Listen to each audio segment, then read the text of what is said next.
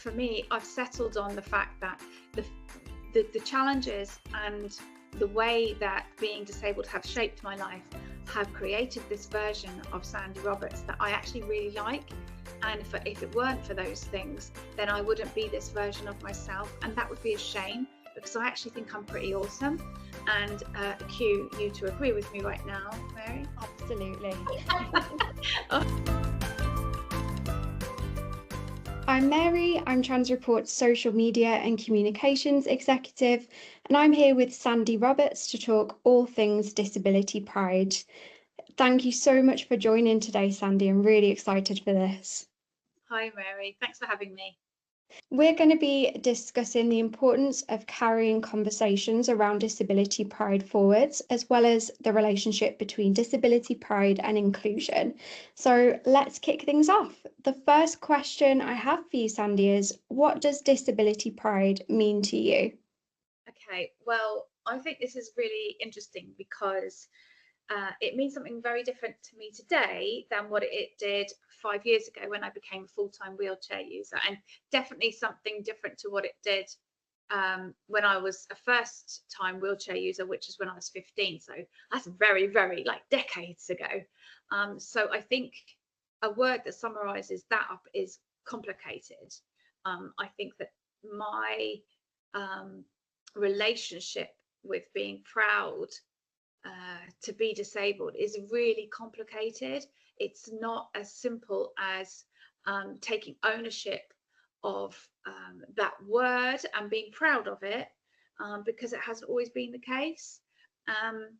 And even though I now identify as a proud disabled person, my relationship with being disabled is really complicated, and there are elements of it that are very easy to be proud of, and there are elements of it that are not so easy, that I really struggle with, that I have some difficulty letting go of, relinquishing. I still have a lot of internal ableism that has been programmed into me from a very young age, and I'm sure there's lots that I'm still not even aware of. So I don't want to be proud of that even. So I think that complicated is a really honest way of me saying I am proud, but there are some aspects to being disabled that I still find really challenging, and that doesn't remove my pride from my existence as a disabled person, but it still needs acknowledging. It's not as one-dimensional as people might expect it to be, and if they're feeling some different facets or feeling challenged around their own journey towards pride and being disabled, it's important to acknowledge that there can be these difficulties, stumbling blocks, and it's important to acknowledge that they exist and they're valid and that they're okay, and that we can still feel pride in ourselves as disabled humans while still feeling challenged as disabled humans. Absolutely, yeah, I think that would resonate with a lot of people. Certainly, I can relate to it. I think my experience of disability pride and my disability pride journey hasn't been linear, it fluctuates. And I think conversations around disability pride tend to be celebratory, and rightly so. But I think there's place to acknowledge that it can coexist with barriers that still exist, and also the reality of living with an impairment. How would you describe your kind of disability pride journey? Do you see it having an end point? Do you think it will continue to kind of go up and down? If you could elaborate on that, that would be great. I don't think there's ever going to be an end point. It's definitely more of a roller coaster ride that I don't think will ever stop. I think it will evolve. I think what has really helped me is to understand that I need to meet myself where I am with a kindness and a gentleness, and because there can be times when being disabled is a wonderful experience, usually when we're surrounded by our community or something great is happening. And then there can be other times when it's really, really hard to be a disabled person in the inaccessible world that we live in, and a society that literally wants to stomp us out of existence. And that can be really difficult. And we can be, lying in our beds wishing we didn't have our disability, and that doesn't mean that we're bad disabled people. We shouldn't have this stamp branded on us. Oh, I'm a bad disabled person now, I can't possibly show my face in our community, and think that we're just bad human beings, because part of the human existence is having shadow sides. We all have them. We're not just these angelic kind of creatures. We do have these other sides to us, and we have to work very hard at accepting and loving all sides of ourselves.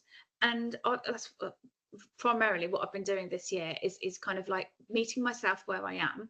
And there have been times when I have refused to even acknowledge the fact that I have a health condition, let alone be disabled. And even within the last 5 years, where I would say my most positive experience of being disabled has been, there have been times when I've just decided I'm not disabled anymore. Like I just lost the plot and just decided I am not disabled, and I'm going to, I don't know, train for a marathon. Or like, I can't even walk outside the door, let alone train for a marathon. But for some unknown reason, the pressures that we face to measure our worth on what we can do and how much activity, even down to the fitness trackers and all that, how many steps can you do, how all of the things that we are told measure our worth, and it gets to you. It gets to you. And when you are in pain, when you are tired because you can't sleep, if your medication isn't working, or if you've got side effects from medication, when all of those things combine, and it affects you emotionally, mentally, and it's no wonder that there's going to be times when you just have a moment when you just think life would be easier if I wasn't disabled. So I'm going to decide I'm not today. And that has to be okay. We have to give ourselves permission to have those moments, knowing full well that we will come out of it the other side. And at some point we'll be like, well, that was silly. What on earth was I thinking when I had that? And for me, that's what's happened. I've gone through this cycle of denial and ridiculous notions of training for marathons, and accepted that this is my life. I actually, for me, I've settled on the fact that the challenges and the way that being disabled have shaped my life have created this version of Sandie Roberts that I actually really like. And if it weren't for those things, then I wouldn't be this version of myself. And that would be a shame, because I actually think I'm pretty awesome. And cue you to agree with me right now, Mary. Absolutely. But in all seriousness, that has been what's worked for me in my low moments. I've found that to hook it on, and everyone has their own thing. They'll find something that works for them, but that's what has worked for me. But just giving myself permission to ride those waves and feel those lows, and then know that I'm going to come back out of it the other side, and just be really, really gentle and kind to myself, has been the only way I can move through them. But also knowing it's going to happen again, and that's got to be okay as well. 100%. I think riding the waves is such an eloquent way of putting it. I really relate to that. I think what you touched upon as well about existing as a disabled person in an inaccessible world is really interesting in terms of how that affects a disability pride journey. I think certainly for me, reframing my experience of disability throughout my life from an accessibility lens was game changing. Suddenly it became about not what I couldn't do, but what access needed to be met for me to be included. I wonder if that's something that you can perhaps relate to as well. Absolutely. It was really pivotal when I realized that it wasn't me that needed to change, but the rest of the world that needed to change. And that was like that was like being given the key to my cell. I felt really free when I understood that all of this um, wasn't really anger, but energy that I felt for change didn't need to be directed at myself. I didn't need to change myself, but what I could do was I could uh, direct that outwardly to raise awareness, to say to the world and society, this is what you need to do, because I don't have an issue with sitting in a chair that moves, and neither should you, but you do, and let me help you understand why. And that became such a joyful thing. I think that people forget about that when they say, oh, there they go again, somebody's like going off on one or whatever, and they think that this is something that is work, heavy, intense work. But actually, when you feel this purpose, and for me it really is a purpose to help myself and people feel freedom as a disabled human being to live in this world, it is a joyful existence. It's setting people free. It's setting myself free from this misconception that we need fixing, because we don't need fixing. I don't need fixing, and there is such a kind of lightness of spirit that comes from that, and I. I get fizzy from that, even like just talking about it. I feel like my whole insides are kind of like prosecco bubbling up, and it's part of the joyful experience of being a disabled person that I wish society could see. Because if they knew what that if they could see what that felt like, there would be a lot less of this, oh, the head tilt, oh, I'm so sorry. But there that isn't the thing that you should feel sorry for. Go and look at that door in the shop that has a big step and I can't get into it, and do the head tilt over there, actually, not directed at me, but directed at that. And that is where the energy needs to go. So yeah, for me, that felt like a joyful release from prison. I love your way with words, Sandy. I think that's so beautifully expressed. Um, I think, yeah, 100%. There is something so liberating about accepting and celebrating your own disabled identity. Um, yeah, from my personal experience, I discovered the social model of disability later in life. And I feel like it gave me a whole language that I didn't have before to describe my experience. And while the onus shouldn't be on disabled people to, have to advocate for their own access needs all the time, I feel like there is something really empowering about being able to kind of champion yourself and who you are in that way. And it's so lovely to feel the joy sort of radiating off you when you spoke about that. I can definitely relate to it. Um, yeah, with that in mind, if you could sum up the relationship between disability pride and inclusion, how would you go about doing that? I think it's absolutely essential that we we have allies. Um, you talked about sort of you mentioned that just now, and I said about, don't look at me with the head tilt, look over there. But instead of me doing it, wouldn't it be so much more powerful if a non-disabled person was saying, we need a ramp here because access should be for everybody? People would take much more notice of that. The trouble is that we have with, I'm not saying we shouldn't have Disability Pride Month, because we absolutely should. But I find that by having it, it becomes this transactional, tokenist month. where people do this thing that almost absolves them of having to do anything else for the rest of the year. And actually, I don't do very much during July, because I feel that there is so much to being a to being a proud disabled human being. There is so much to existing as a proud disabled person that you can't possibly sum it up in one post in July, or one video in July, or even if I posted something every single day, which, I mean, let's be honest, who has the capacity or energy to do that?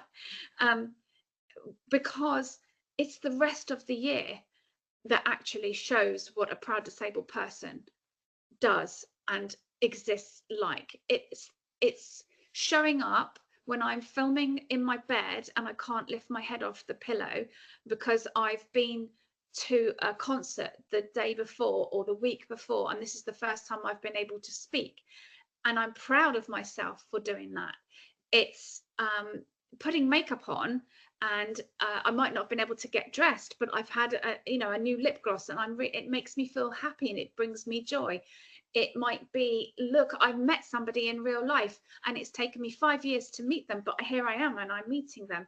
It's all of these threads that make up this incredibly intricate woven material that is a disabled person who is proud to exist in that way. You can't, and I think that trying to narrow it down to just one thing, and when we're talking about allyship, or we're talking about a company or a brand, or I work with brands who want to work with me and they want to just, can you do a post? It's Disability Pride Month.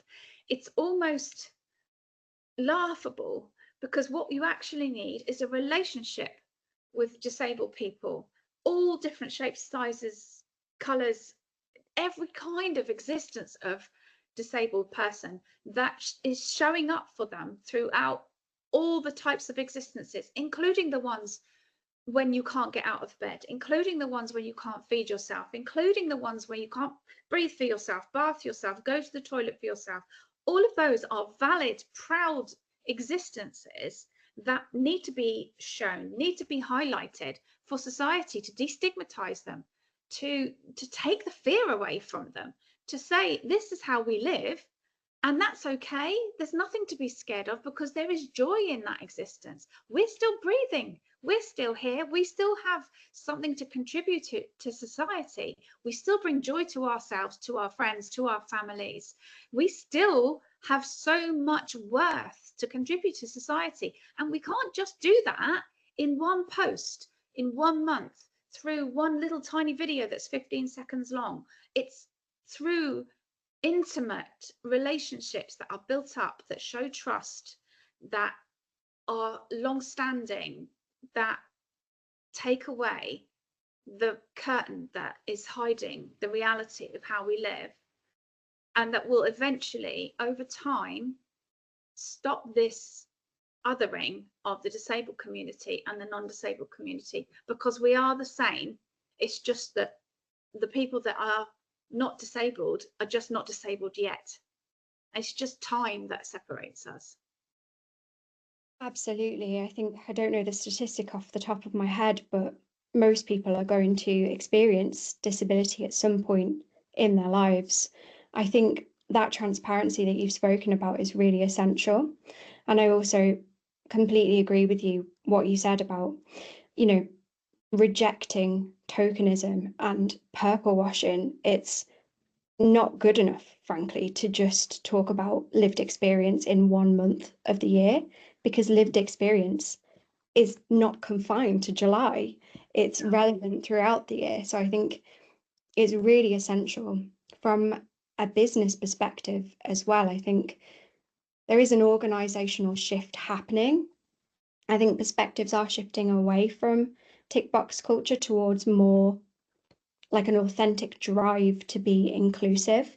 But absolutely, it's It has to go beyond just posting annually about disability pride and then not taking any meaningful action. It has to be about a commitment to disabled communities, hiring people with lived experience and creating feedback loops as well with disabled communities. There's so much to it. So with that in mind, what are your thoughts on the importance of diversity for success? Well, honestly, I think that without diversity, we will not be as we won't succeed as a human race. That's quite a huge statement, but um, and I will thank my neurodiverse brain for this, but I genuinely think without diversity and through diversity we have adversity, we will not advance as a human race because we will just sit there in our bland existence without having any challenges needing to overcome or find creative ways around them. We will just stagnate. And we've seen it, we see it all the time in other areas of society where there aren't challenges or where there aren't things that need to be creatively solved. Nothing happens, nothing changes. And even down to things when things go wrong in society. If you look at how the country came together with that awful, we had the terrible COVID lockdown and things that happened there. Lots of things changed when we had COVID, when we had lockdown. Lots of things that were said that could never happen happened when we had that adversity that we needed to overcome. I won't get started on what happened afterwards, but I'm just saying, things like that. We need challenges, and the disabled community, that is our life. We have challenges that we have to overcome all the time. That's the way that we have to live. We find ourselves having to think creatively all the time. So I think that without the richness and the creative way that we have to exist, if you remove us from society, then society isn't going to evolve. Quite frankly, businesses will not evolve in the same way. Everything that has happened throughout history and even more recently in technology has been driven through a need to address something that hasn't been able to be done, like Braille, for example. That wasn't done. That has been taken and applied into technology in ways that we could never even have thought of if it wasn't done for people that had visual impairment. So we need diversity. We need it to be included in the wider world, in society, in business, for the human race, for society to evolve. And if it doesn't, then we don't stand a chance. I think that's wonderfully put. I think certainly on an organizational level, diversity and creativity are so intertwined. You can't really have one without the other. And as you said, like without creativity, without diversity, you just get stagnation. So in a business perspective, you need to be hiring diverse teams, ensuring lived experience representation company-wide, at all levels of seniority. So ensuring people with lived experience of disability and chronic illness are present in the senior management teams. Yeah, I think aside from it making business sense, that creativity that you unlock with a diverse talent pool, propelling you towards business goals and wider impact, I think it comes down to it's fundamentally, the right thing to do. It's about professional equity. And then on a personal level, if we didn't have diversity, how boring would the world be? Yeah. And if you were to corral everybody who didn't fit into some homogenized mold into a different area, what you'll end up doing is sensitizing people to anything that's different to them. You'll find that there'll be less tolerance. People will be much more unkind. You'll have less understanding. So as a people, I think that we need to have much more inclusion to make sure that we as a people are kind, understanding, gentle, tolerant. And I mean, we've seen that with people. You can see that with people who've never traveled, for example. If you take somebody who's never been outside of their hometown, they're very different to somebody who has traveled the world and experienced other cultures. So it's kind of like that, but on a much grander scale is what I'm saying. If you remove diversity and don't have inclusion, you're going to have that island culture, but on a much bigger scale and a much more devastating scale that's going to be so harmful. Yeah, that's so interesting. So, touching on what you spoke about earlier about ticking a box and tokenism, how do you feel organisations can carry conversations about disability pride forwards into every day of the year? Um, that's difficult for me because I haven't sadly experienced much of it. There's a little bit I have, but I think it's through relationships. I think people need to stop being scared of what they don't know. And if they feel fear, then see that as a sign that they need more of something, not less of it, and immerse themselves more. And just because something is different doesn't mean that it's wrong or it should be hidden away.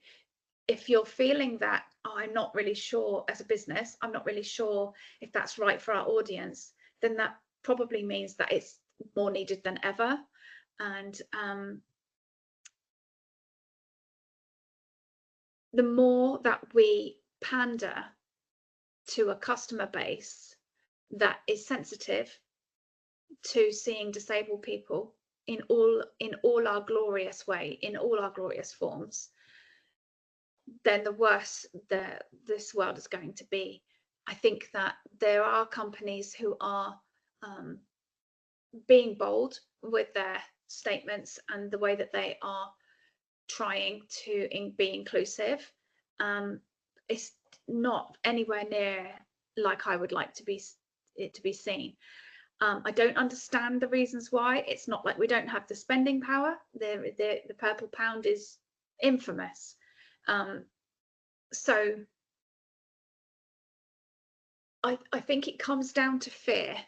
I think that we just we need brave people. We need brave allies who are not afraid to take those risks, because the disabled community is fiercely loyal to people that stand with them and will shop where they are welcome, will tell their friends and family to shop where they're welcome, who will remember those that stood by them. So if we can start a snowball rolling, and then that is successful, I think that, and like you say, there are shifts happening. I mean, even from 10 years ago, there are things that are different. It's not happening as fast as any of us would like, sadly, but I think, maybe just live boldly, people, just be brave and be bold. I love that.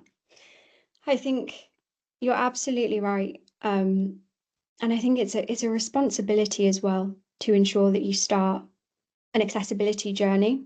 And I think it's never too late. From just speaking personally, I think if I could give one kind of message to other businesses, it's never too late to start an organization's accessibility journey.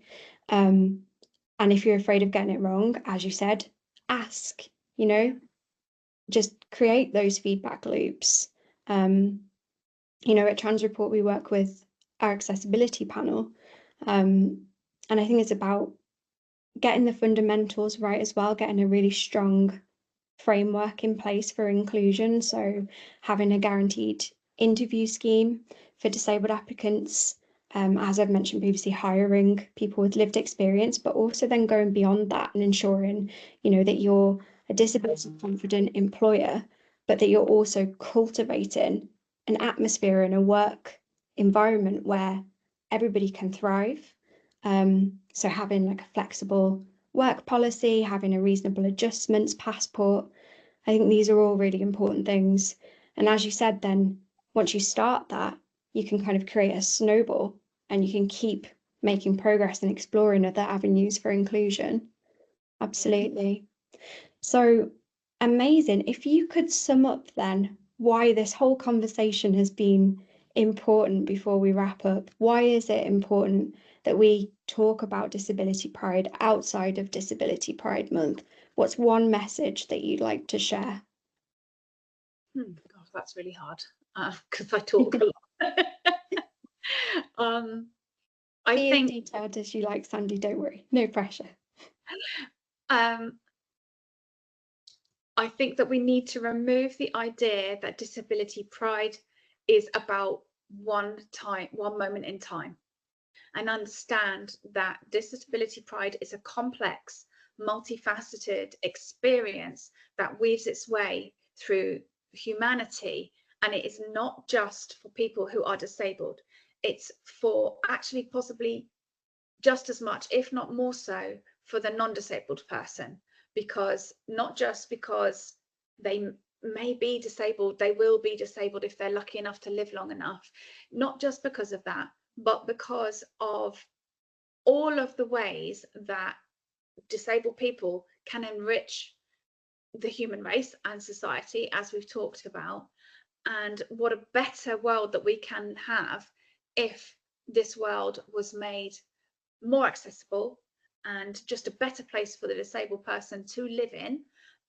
And that just is better for everybody. That's just a better existence for everybody. It has a much better knock-on effect for the whole world. And I just can't see a negative in that, really. 100% inclusion benefits everyone. Amazing. Thank you so much again, Sandie. This has been fantastic. I will not keep you any longer and I'll let you go and enjoy your afternoon. Thank you.